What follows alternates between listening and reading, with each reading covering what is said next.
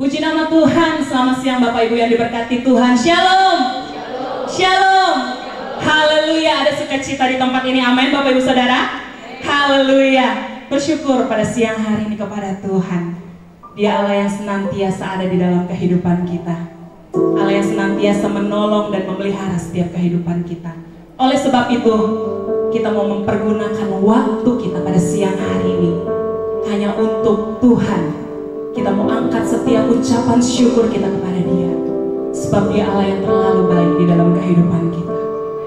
Terima kasih Tuhan.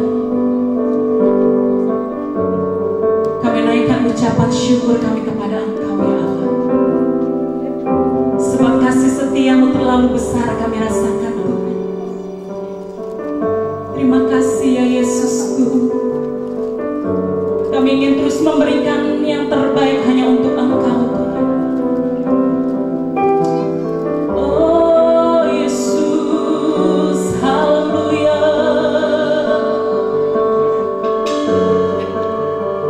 Glory, haleluya Yesusku. Terima kasih Tuhan. Terima kasih Yesus.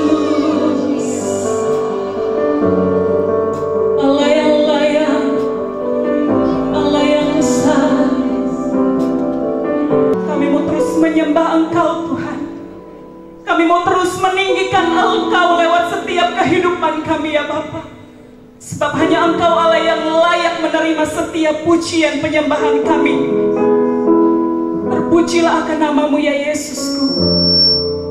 Layakkan setiap kehidupan kami pada siang hari ini Tuhan, untuk kami dapat menikmati setiap hadirat-Mu.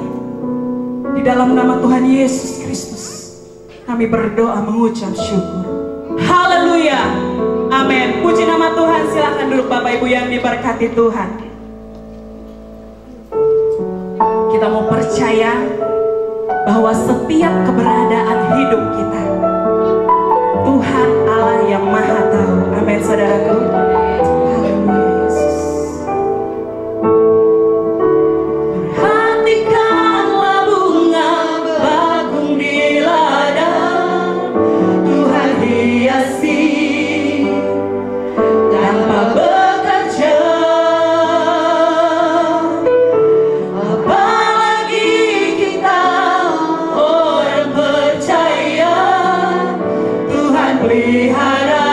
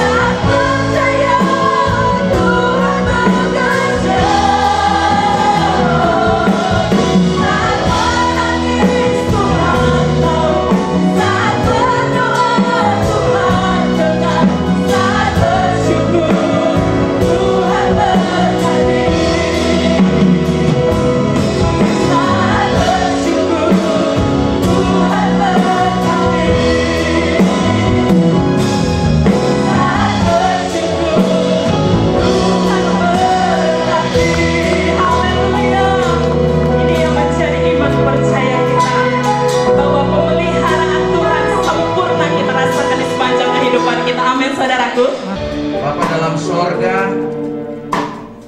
Bapa yang kami panggil dalam nama Tuhan Yesus Kristus, hanya Engkaulah tempat jawaban kami Tuhan. Engkaulah sumber segalanya dalam hidup kami. Itulah sebabnya pada saat siang hari ini tidak ada alasan bagi kami untuk tidak memuji Tuhan. Tidak ada alasan bagi kami untuk tidak menyembah Tuhan. Terlalu baik Tuhan dalam hidup kami. Dan biarlah setiap pujian dan penyembahan yang kami bawa di hadapan-Mu menjadi dupa yang berbau harum. Dan saat ini Tuhan, kami mau diisi dengan kebenaran firman. Berfirmanlah, urapi mulut bibir hamba-Mu, bukakan rahasia di dalamnya. Dan Tuhan tolong semua umat-umat-Mu. Kami siap untuk mendengarkan firman-Mu Tuhan. Hanya Roh Kudus yang ada di tempat ini. Setiap kuasa kegelapan sudah keluar di dalam nama Yesus. Terima kasih Tuhan, kami sambut firman-Mu dalam nama Tuhan Yesus Kristus. Haleluya. Amin. Haleluya. Puji Tuhan. Selamat pagi Bapak Ibu Saudara kasih Tuhan. Saya mengucap syukur pagi hari ini kembali ada di Bandar Lampung setelah sekian tahun tidak bisa datang karena keadaan COVID ya. Tapi pagi hari ini saya bersyukur bisa mengunjungi keluarga besar yang ada di Bandar Lampung dan boleh ketemu dengan Bapak dan Ibu Gembala di tempat ini. Dan pagi hari ini terima kasih banyak buat Bapak dan Ibu Gembala yang kembali mempercayakan saya untuk melayani firman Tuhan. Langsung saja kita akan membuka dalam kitab Kisah Para Rasul pasalnya yang keempat. Kisah Rasul pasal yang keempat ayatnya yang ke-11. Saya akan baca ayat ini, Kisah Rasul pasal 4 ayat 11. Demikian bunyi firman Tuhan. Yesus adalah batu yang dibuang oleh tukang-tukang bangunan, yaitu kamu sendiri, namun ia telah menjadi batu penjuru. Puji Tuhan. Bapak Ibu Saudara yang kasih Tuhan, kalau kita membaca dalam kitab Injil Matius, Markus, Lukas, dan Yohanes, kita bisa melihat di sana apa yang dialami oleh Yesus. Penolakan-penolakan, orang-orang yang mencaci, orang-orang bahkan menganiaya dan membunuhnya. Yesus ditolak, Yesus dibuang. Tetapi ayat ini berkata, dia dibuang oleh tukang-tukang bangunan, namun dia telah menjadi batu penjuru. Tadinya orang melihat dia sebelah mata. Tadinya orang bahkan menutup mata untuk dia. Tidak dipandang. Yang ada dihina, dibiarkan, dicaci. Tetapi kemudian Yesus menjadi batu penjuru. Bapak Ibu Saudara, batu penjuru itu Saudara sangat penting dan sangat berguna sekali. Ya, kalau kita tadi masuk di Simpang Nilakandi, sekarang sudah berdiri itu yang sedang dibangun bangunan gedung, kalau tidak salah apartemen ya, yang sangat tinggi. Bapak Ibu Saudara, kita lihat bangunan yang begitu tinggi, tapi kalau kita perhatikan baik-baik, itu lurus sekali gitu. Dia berdiri tegak. Dulu saya berpikir, kenapa bangunan-bangunan bertingkat yang begitu tinggi kok bisa berdiri lurus, bisa dibangun dengan begitu lurus, tidak miring. Tapi kemudian saya tahu, karena saya praktekkan itu, ternyata saudaraku ada batu penjuru, ada batu yang dipakai untuk para tukang bangunan untuk menjadi pengukur, sehingga bangunan itu akan menjadi lurus tegak. Nah, Bapak Ibu Saudaraku yang dikasihi Tuhan, dikatakan dalam ayat ini, namun dia telah menjadi batu penjuru, sangat berguna bagi banyak orang, dan dia sudah membawa kita semua kepada keselamatan. Haleluya.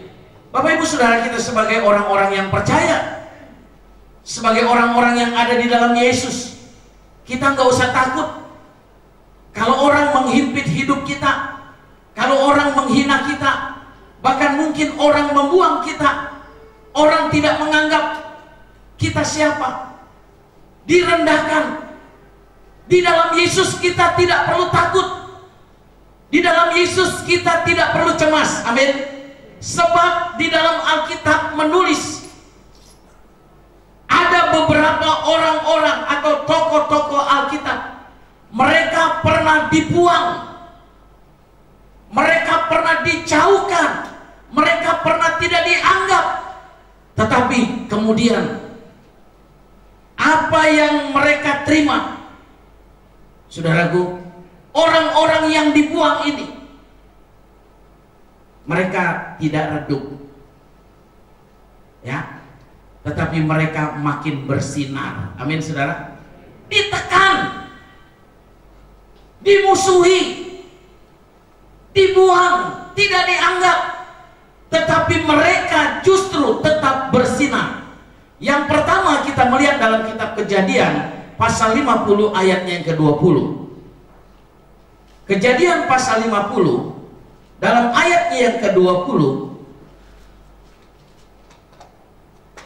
dia berkata begini, memang kamu telah mereka-rekakan yang jahat terhadap aku, tetapi Allah telah mereka-rekakannya untuk kebaikan dengan maksud melakukan seperti yang terjadi sekarang ini, yakni memelihara hidup suatu bangsa yang besar. Saudara, ayat ini tidak asing lagi bagi kita. Ini menceritakan tentang seorang yang bernama Yusuf. Ya, Yusuf dibuang oleh kakak-kakaknya. Yusuf dimusuhi. Tetapi kemudian singkat cerita, Yusuf tetap bersinar. Di Mesir Yusuf menjadi orang penting, saudara. Sampai pada akhirnya Yusuf memperkenalkan dirinya kepada kakak-kakaknya. Roda perekonomian di Mesir dapat berjalan karena ada Yusuf. Saudara, Yusuf dibuang dalam sumur, dibuang dalam penjara, dilupakan. Tetapi Yusuf tetap bersinar. Amin. Nah, apa yang membuat Yusuf tetap bersinar? Dalam Kejadian pasal 39 ayat 2, di sana dikatakan yang membuat Yusuf tetap bersinar karena Tuhan menyertai. Katakan amin. Saudara dan saya percayalah disertai oleh Tuhan. Yusuf dibuang di dalam sumur, dibuang dalam penjara, dilupakan, dibiarkan sekian tahun, saudara. Tetapi karena ada penyertaan Tuhan, sehingga Yusuf tetap bersinar. Bahkan sinarnya bukan cuma untuk keluarga, tetapi untuk banyak orang. Bapak, Ibu, saudaraku, Tuhan menyertai kita dengan firman-Nya. Katakan amin. Kadangkala kita tidak menyadari kalau Tuhan menyertai kita. Tuhan itu menuntun kita, menyertai kita selalu dengan firman-Nya. Di saat kita lemah, Dia kuatkan. Di saat kita susah, Dia hiburkan. Di saat kita jalan buntu, Dia berikan jalan keluar. Tapi kadangkala kita tidak mau dinasehati oleh firman Tuhan. Itulah sebabnya kita tidak alami penyertaan Tuhan. Dia menyertai kita dengan firman yang hidup. Alkitab berkata, setiap firman yang diilhamkan oleh Allah itu berkuasa, sanggup menuntun, mengajar, mengingatkan, menegur. Dan firman Tuhan mengajar kita kepada kebenaran. Katakan amin. Kebenaran hanya ada di dalam Yesus. Kalau kita mau tunduk, kalau kita mau ikut, kalau kita mau ikut dengan arahan-arahannya, maka penyertaan Allah itu sempurna dalam hidupmu. Tidak usah diragukan lagi. Dan Dia akan tetap membawa engkau bersinar. Katakan amin. Bersinar. Yusuf mengikuti petunjuk-petunjuk dari Tuhannya dan membawa Yusuf tetap bersinar. Sekalipun dibuang, sekalipun dilupakan, sekalipun dibiarkan, dimusuhi, difitnah, tapi dia bersinar. Dia menjadi orang penting di Mesir. Dan ingat, Yusuf bukan putra daerah. Yusuf hanya seorang yang dijual. Dia seorang budak yang tidak ada harganya. Tapi sekali lagi, penyertaan Tuhan ya membuat Yusuf bersinar. Haleluya. Lanjut, yang kedua kita melihat dalam kitab Daniel pasalnya yang ketiga. Daniel pasal 3 ayat 21. Saya akan baca ayat ini. Lalu diikatlah ketiga orang itu dengan jubah, celana, topi, dan pakaian-pakaian mereka yang lain, dan dicampakkan ke dalam perapian yang menyala-nyala. Bapak Ibu Saudara pasti ingat, ini tiga pemuda yang namanya Sadrak, Mesak, dan Abednego. Kenapa mereka dibuang ke dalam dapur api? Karena mereka tidak mau sujud kepada dewa yang dibangun oleh Raja Nebukadnezar. Mereka tetap pada pendirian iman mereka kepada Allah. Mereka tidak mau sujud. Akhirnya tiga pemuda ini dilempar ke dalam dapur api. Tapi kita lihat, dapur api tidak membuat mereka mati. Amin, saudara. Dapur api tidak membuat mereka hilang. Ya. Tetapi justru saudaraku, mereka tetap bersinar. Ya, mereka keluar dari dalam dapur api, lalu mereka menjadi pemimpin-pemimpin di sebuah daerah. Luar biasa saudaraku. Nah, kenapa mereka bersinar? Alkitab berkata, karena mereka memiliki iman. Amin saudara. Ya, mereka memiliki iman kepada Allah yang mereka percayai, dan iman mereka inilah yang menyelamatkan mereka dari dalam dapur api. Mereka keluar tetap hidup, lalu raja memberikan kepercayaan kepada mereka untuk memimpin di setiap daerah. Tetap bersinar. Kenapa? Sekali lagi, karena iman. Ya, karena iman yang mereka miliki. Yesus katakan di dalam Injil Lukas pasal 18, dia berkata kepada seorang yang buta, imanmu telah menyelamatkan engkau. Lalu si buta dapat melihat. Jangan remehkan iman saudaraku.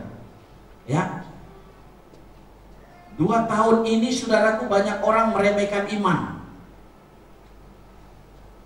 Sejak COVID banyak iman orang-orang percaya luntur. Ya, imannya luntur. Tetapi yang ditingkatkan imun. Ya, di mana-mana orang beli sepeda, di mana-mana orang berolahraga, di mana-mana mereka beli vitamin untuk meningkatkan imun. Tetapi iman dibiarkan merana. Saya nggak tahu kalau di sini, tapi saya yakin di sini nggak ada. Di sini iman-imannya luar biasa, amin. Saudaraku, karena COVID kurang lebih 2 tahun ini, saudara, banyak orang imannya sudah luntur. Mereka tidak sadar justru iman yang akan menyelamatkan hidupnya. Mereka nggak sadar itu. Mereka menganggap iman itu ya hanya begitu saja ya. Semua orang bicara iman, tapi mereka tidak pelihara atau tidak tingkatkan iman mereka. Saudara, sekali lagi Yesus katakan, imanmu menyelamatkanmu. Ya, saudaraku, sekarang banyak orang sedang bermimpi. Saya mau kasih tahu, mimpi tidak akan menyelamatkan hidupmu, tetapi iman akan menyelamatkan hidupmu. Amin. Mimpi tidak akan menyelamatkan keluargamu. Mimpi tidak akan menyelamatkan usaha dan pekerjaanmu. Tidak akan. Sekarang banyak orang hanya bermimpi. Mimpi pingin jadi pengusaha. Mimpi pingin jadi orang besar. Mimpi pingin diberkati. Cuma mimpi, tapi tidak punya iman. Yesus katakan, Imanmu akan menyelamatkanmu. Imanmu menyelamatkan usahamu. Imanmu menyelamatkan keluargamu. Imanmu menyelamatkan pekerjaanmu. Bukan mimpimu. Katakan amin. Bukan mimpimu, saudaraku. Ya, kalau cuma mimpi, saudaraku, gak ada guna. Bapak Ibu, saudara-saudara yang dikasih oleh Tuhan, Sadrak, Mesak, dan Abednego, dia dibuang ke dalam dapur perapian, tetapi dia keluar dalam keadaan hidup, dan dia tetap bersinar. Orang percaya dimanapun dibuang, dimanapun dilempar, dimanapun dimusuhi, kalau tetap beriman kepada Yesus sebagai Tuhan dan Juru Selamat, maka engkau akan bersinar. Haleluya. Engkau akan tetap bersinar. Gak usah takut.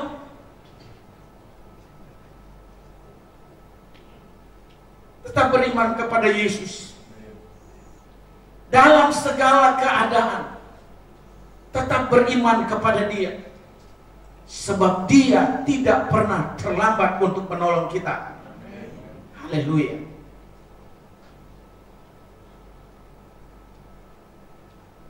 Sadrak, Mesak, dan Abednego, dia bersinar di setiap daerah. Dia menjadi berkat bagi banyak orang karena dia tetap beriman. Haleluya. Puji Tuhan. Yang ketiga, kita melihat dalam kitab Daniel, pasalnya yang ke-6, ayat 17. Dia katakan begini: sesudah itu raja memberi perintah, lalu diambillah Daniel dan dilemparkan ke dalam gua singa. Berbicaralah raja kepada Daniel, Allahmu yang kau sembah dengan tekun, Dialah kiranya yang akan melepaskan engkau. Yang ketiga, saudara, Daniel dijebak oleh musuh-musuhnya. Lalu Daniel, singkat cerita, dilempar ke dalam lubang singa. Raja sebenarnya suka sayang sama Daniel, tetapi raja juga tidak bisa berbuat apa-apa, karena raja sudah menandatangani siapa yang tetap menyembah kepada Allahnya akan dilempar ke dalam lubang singa. Bapak Ibu Saudara, ketika berita ini keluar, Daniel, apa yang Alkitab katakan, ketika berita ini keluar, dilarang untuk berdoa kepada Allahnya. Saya mau tanya, apakah Daniel lalu tidak beribadah lagi kepada Allahnya? Apakah Daniel lalu tidak berdoa lagi kepada Allahnya karena takut dengan surat perintah raja? Saudara, Alkitab tidak tulis demikian. Tetapi Alkitab berkata, Daniel pada waktu membaca surat perintah itu, lalu dia pergi ke kamar atasnya, dia berdoa seperti yang biasa dia lakukan pada waktu pagi, siang, dan sore. Artinya, saudara, doa yang dipanjatkan oleh Daniel bukan karena doa dalam kondisi takut, tidak, tapi Daniel berdoa seperti biasa. Jadi hidup Daniel itu adalah hidup di dalam doa. Amin, saudara. Ya, dikatakan dia berdoa kepada Allahnya, sehingga pada waktu Daniel dibuang ke dalam gua singa, satu malam, saudaraku, raja juga tidak bisa tidur, memikirkan bagaimana keadaan Daniel. Lalu pagi-pagi raja datang menghampiri pintu gua, dan raja panggil, Daniel, Daniel, apakah Allahmu menyelamatkanmu? Lalu Daniel berkata, ya, Allahku menyelamatkanku karena aku memang tidak bersalah. Bapak Ibu Saudaraku yang dikasih oleh Tuhan, sekali lagi yang membuat Daniel bisa lepas keluar dalam keadaan hidup dan dia bersinar dia menjadi pemimpin, dia menjadi seorang bupati, dia menjadi orang penting. Bersinar karena Daniel hidup dalam doa. Amin. Bagaimana dengan kondisi kita hari-hari ini? Apakah kita masih tetap berdoa seperti 10 tahun yang lalu ketika kita percaya kepada Yesus? Bapak Ibu Saudara dengarkan baik-baik. Satu ketika ada seorang bapak yang biasa bekerja menebang kayu di hutan. Lalu satu ketika dia melamar kepada ke sebuah perusahaan dan dia diterima untuk bekerja di perusahaan itu. Si bos berkata, tes dulu ya 2 hari. Kalau kamu kerja bagus, kamu akan jadi karyawan tetap. Si bapak katakan iya. Pekerjaanmu mulai dari jam 7 pagi sampai jam 5 sore, kamu tebang pohon-pohon di hutan ini. Nanti hasilnya kita lihat. Bapak Ibu Saudara, hari pertama ini bapak kerja semangat sekali. Mulai dari jam 7 dia kerja sampai jam 5. Hari pertama dia bisa menebang 50 batang pohon. Lalu dia memberikan laporan kepada bosnya, bos, hari ini saya sudah menebang 50 batang pohon. Wah, bagus kalau gitu. Wah, si bos senang punya karyawan yang rajin, yang luar biasa. Satu hari bisa tebang pohon 50 batang. Hari kedua dia bekerja sama 50 batang pohon.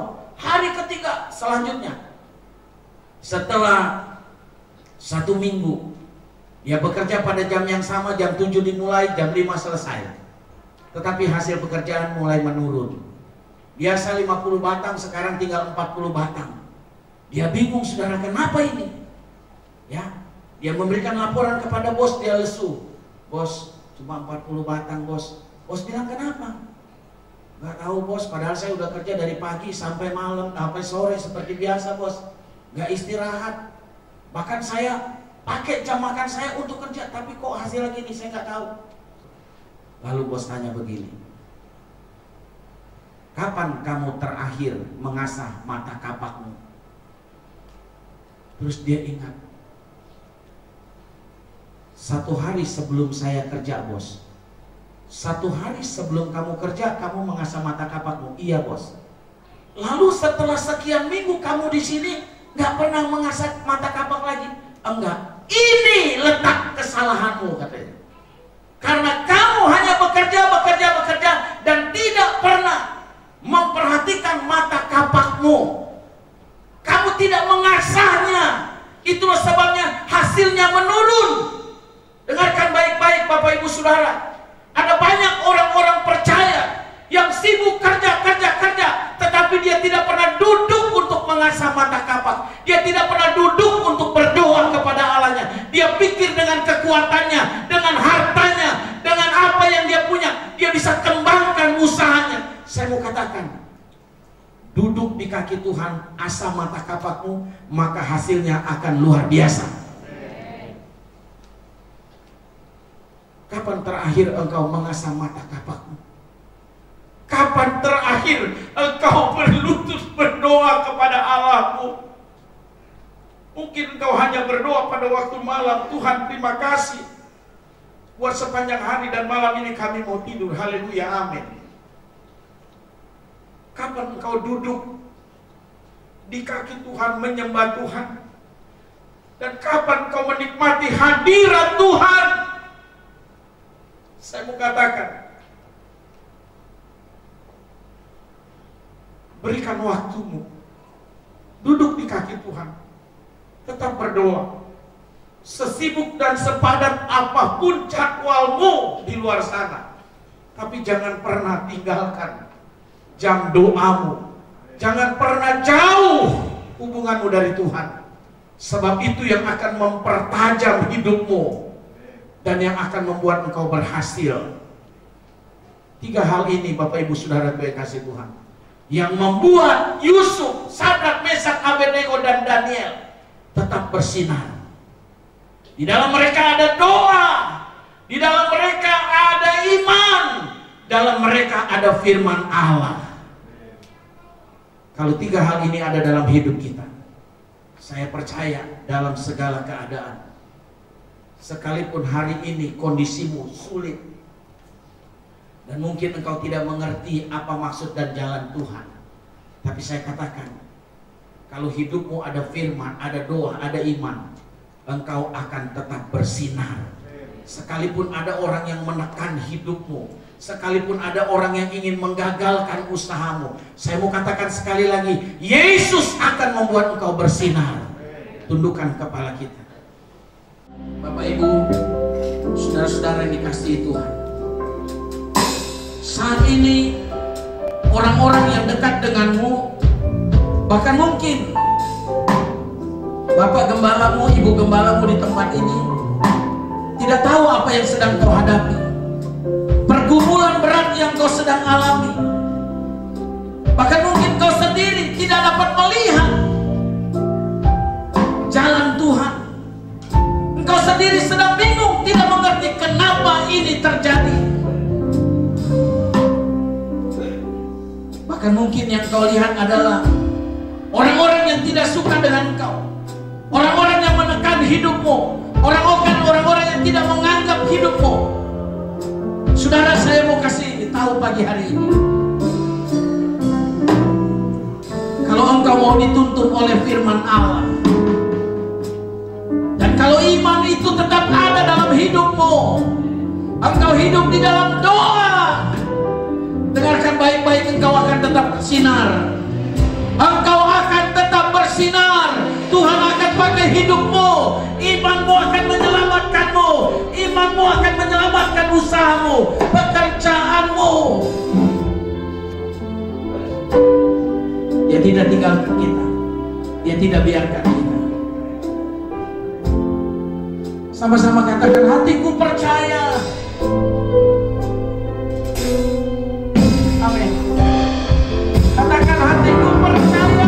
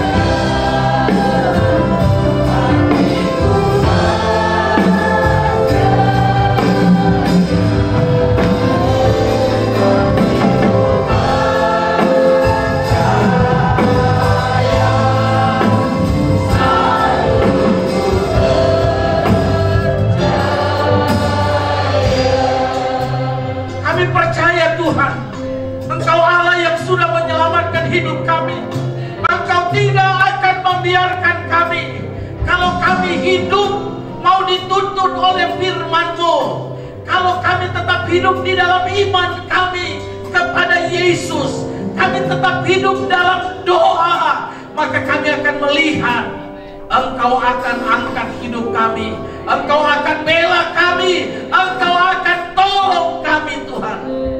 Kami percaya Tuhan, Engkau tidak biarkan kami.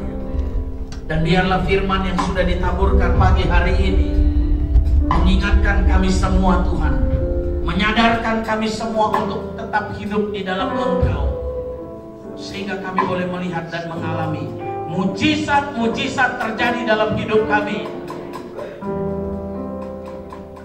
Kami akan melihat Engkau menyelamatkan usaha dan pekerjaan kami. Kami akan melihat Engkau menyelamatkan keluarga kami. Kami akan melihat Tuhan, keajaiban-keajaiban terjadi dalam hidup kami. Tuhan, tolong semua umat-Mu yang ada pagi hari ini. Tidak ada yang tersembunyi. Hamba berdoa di dalam nama Yesus, kekuatan baru menjadi bagian umat-umat-Mu pagi hari ini. Bahkan yang tertutup jalan, berikan jalan keluar. Yang sakit sembuhkan, yang lemah kuatkan Tuhan. Terima kasih Bapa, terima kasih Yesus. Meteraikan firman-Mu di setiap hati kami dengan penuh ucapan syukur. Dalam nama Tuhan Yesus Kristus, hamba berdoa. Haleluya. Amin.